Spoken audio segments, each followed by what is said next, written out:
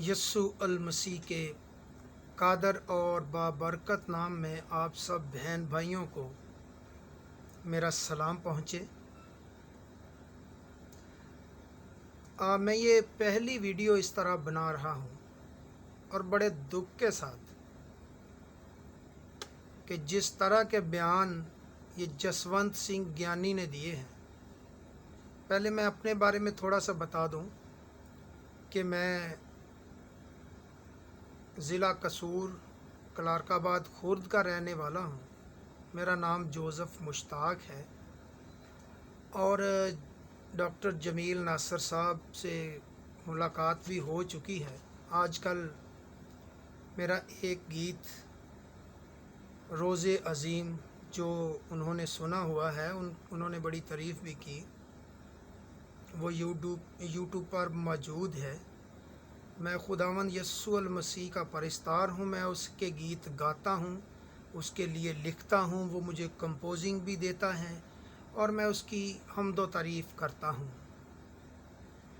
तो मैं पहले तो उन लोगों से एक सवाल करूँगा जिन लोगों ने जसवंत सिंह ज्ञानी के सवालों के जवाब दिए हैं।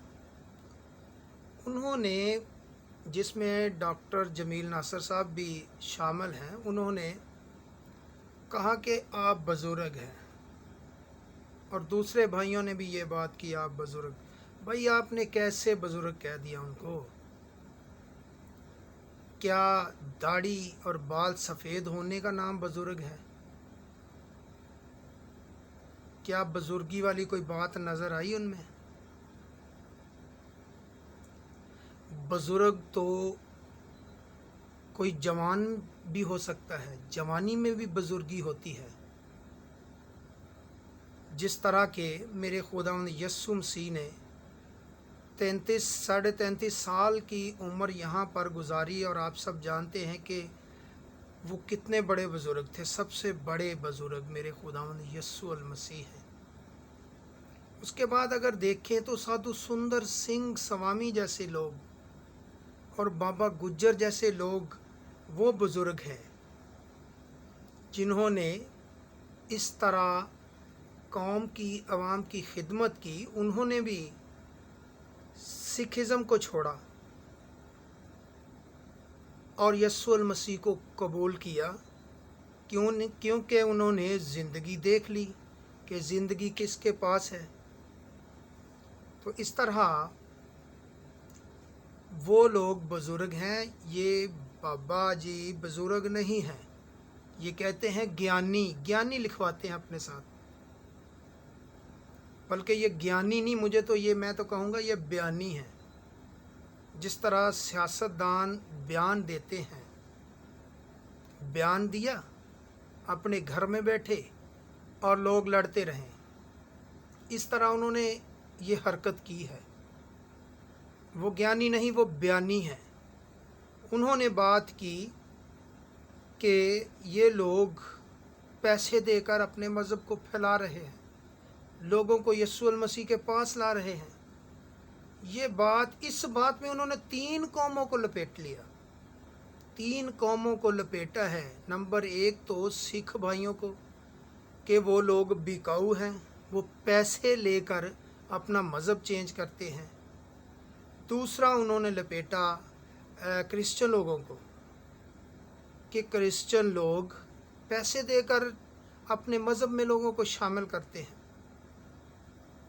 हम पैसे लेकर इस मज़हब में नहीं आए,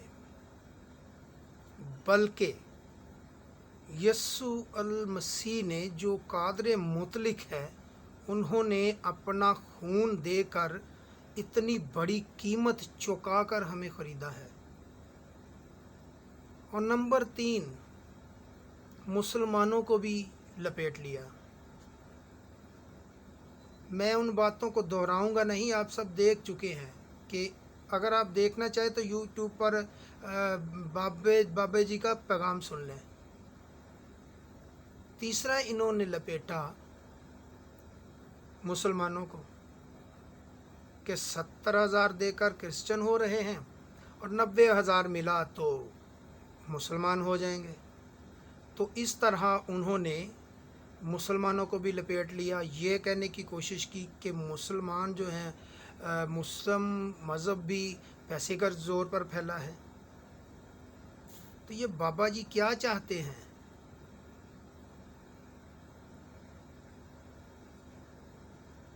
क्या लड़वाना चाहते हैं कि लोग आपस में लड़ें झगड़े? एक और बात कि इन्होंने कहा कि पैदाइश बाप के बगैर कैसे हो सकती है। ਤੇ ਬਾਬਾ ਜੀ ਅੱਜ ਮੈਂ ਤੁਹਾਨੂੰ ਦੱਸਣਾ ਵਾਂ ਕਿ ਪੈਦਾਇਸ਼ ਕਿੰਨੇ ਤਰੀਕਿਆਂ ਨਾਲ ਹੁੰਦੀ ਹੈ। ਅਗਰ ਮਾਂ ਬਾਪ ਨਾਲ ਹੀ ਪੈਦਾਇਸ਼ ਹੋਵੇ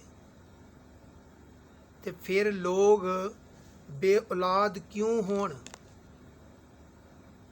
ਕਿਉਂ ਮਾਲਕ ਕੋਲੋਂ ਦੁਆਵਾਂ ਮੰਗਣ ਤੇ ਕਿਉਂ ਉਸ ਪਰਵਰਦਿਗਾਰ ਨੂੰ ਪੁਕਾਰਨ ਕਿ ਸਾਨੂੰ ਔਲਾਦ ਦੇ। नंबर 1, माँ बाप ते खुदा दी मर्जी नाल, जिस तरह सारी दुनिया पैदा हुई माँ बाप ते खुदा दी मर्जी नाल। तीसरा नंबर तुसी बना लिया दूसरा कि इंसान माँ ते बाप नाल पैदा हुंदा, वो पता नहीं तुसी इंज पैदा होए होवोगे। नंबर 3, माँ बाप खाली माँ बाप की मर्जी नाल नहीं, माँ बाप ते खुदा दी मर्जी नाल।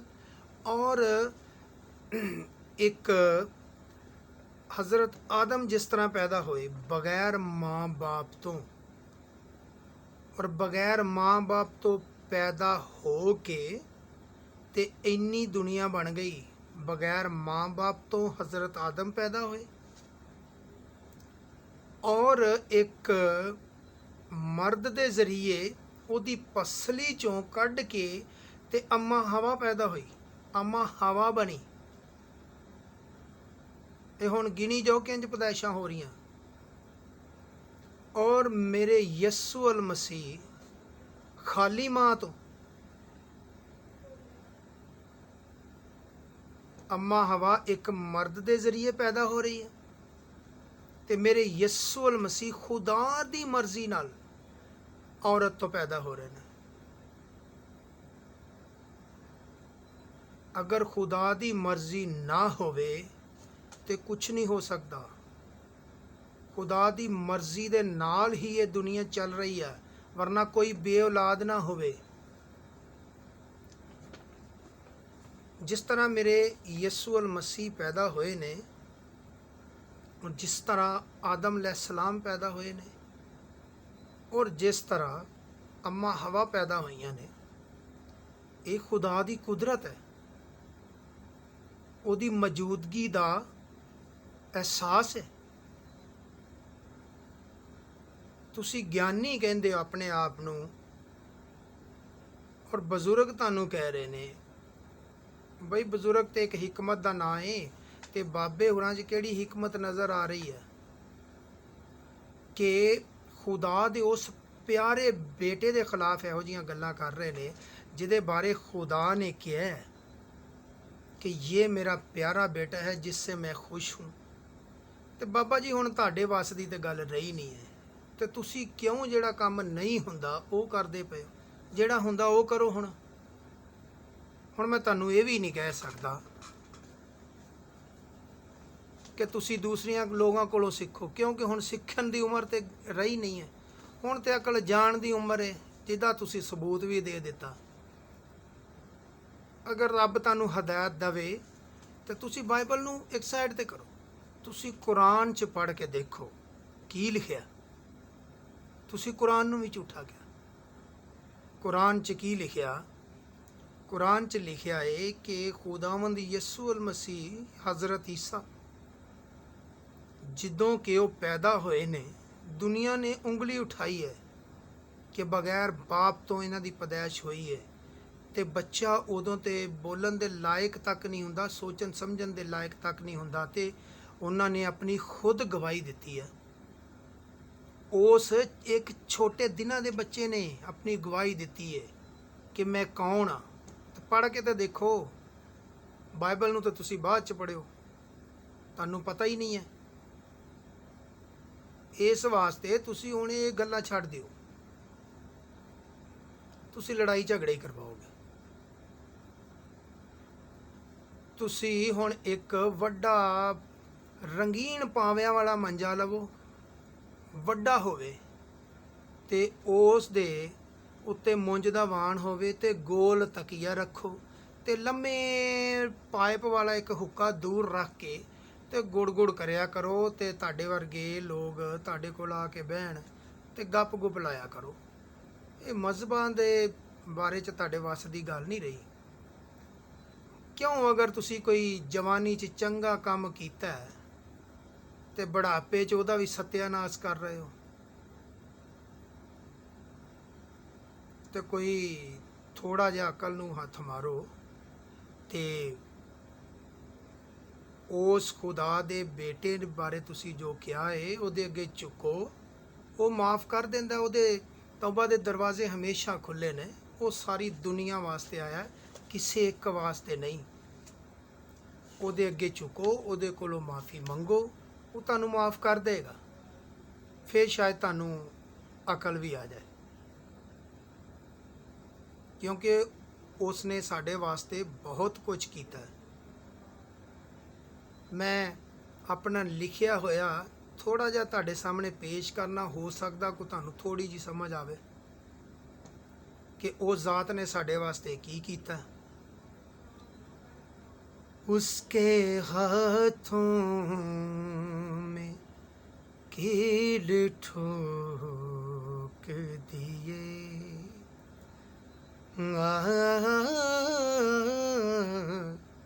उसके हाथों में कील ठोक दिए, जिस्म जख्मों से चूर चूर किया, कौन मरता है दूसरों के लिए, इतना एहसान क्यों हुजूर किया, उसके हाथों में कील ठोक दिए। यसू अल मसीह ऐसा कादर, ऐसा बाबरकत नाम है, ते ऐसा खुदा दा बरगजीदा बेटा है जिन्हें साडी खातर ਆਪਣੇ ਹੱਥਾਂ ਤੇ ਪੈਰਾਂ ਦੇ ਵਿੱਚ ਕਿਲ ਠਕਵਾ ਲਏ, ਸਿਰ ਤੇ ਕੰਡਿਆਂ ਦਾ ਤਾਜ ਪਾਇਆ, ਪਸਲੀ 'ਚ ਭਲਾ ਖਾਦਾ। ਉਹਦੇ 'ਚ ਤਾਂ ਕੋਈ ਗੁਨਾਹ ਨਹੀਂ ਸੀ। ਉਹ ਤੇ ਇੱਕ ਬਜ਼ੁਰਗ ਔਰਤ ਨੂੰ ਵੀ ਬੇਟੀ ਕਹਿੰਦਾ ਸੀ। ਉਹਨਾਂ 'ਚ ਨਾ ਤੇ ਜਿਸਮ ਦੀ ਖਾਹਿਸ਼ ਸੀ, ਨਾ ਕੋਈ ਦੁਨਿਆਵੀ ਖਾਹਿਸ਼ ਸੀ, ਬਲਕਿ ਖੁਦਾ ਦੀ ਮਰਜ਼ੀ ਸੀ, ਉਸ ਦੇ ਬਾਪ ਦੀ ਮਰਜ਼ੀ ਸੀ ਕਿ ਉਹ ਸਾਡੀ ਖਾਤਰ ਮਸਲੂਬ ਹੋਵੇ, ਤਾਂ ਕਿ ਉਹਦੇ ਖੂਨ ਦੇ ਵਸੀਲੇ ਨਾਲ ਅਸੀਂ ਬਚ ਜਾਈਏ, ਅਸੀਂ ਸ਼ਿਫਾ ਪਾਈਏ, ਤਾਂ ਕਿ ਅਸੀਂ ਕੱਲ੍ਹ ਨੂੰ ਉਹਦੇ ਅੱਗੇ ਮੂੰਹ ਵਿਖਾਣ ਜੇ ਗਏ ਹੋਈਏ। ਤੇ ਤੁਸੀਂ ਬਾਬਾ ਜੀ ਕੀ ਕਹਿ ਰਹੇ ਹੋ? ਕੁਛ ਸੋਚੋ, ਅਕਲ ਨੂੰ ਹੱਥ ਮਾਰੋ ਤੇ ਉਹਦੇ ਕੋਲੋਂ ਮਾਫੀ ਮੰਗੋ। ਖੁਦਾ ਤੁਹਾਨੂੰ ਮਾਫ ਕਰੇ ਤੇ ਇਸ ਕਾਬਲ ਕਰੇ ਕਿ ਤੁਸੀਂ ਉਹਦੇ ਖਿਲਾਫ ਗੱਲਾਂ ਕਰਨ ਵਾਲੇ ਹੋ ਤੇ ਤੁਸੀਂ ਉਹਦਾ ਪ੍ਰਚਾਰ ਕਰਨ ਵਾਲੇ ਬਣ ਜਾਓ। ਤੁਹਾਨੂੰ ਖੁਦਾਵੰਦ ਯਿਸੂ ਮਸੀਹ ਐਸਾ ਕਰਨ ਦੀ ਤੌਫੀਕ ਅਤਾ ਫਰਮਾਏ। ਆਮੀਨ।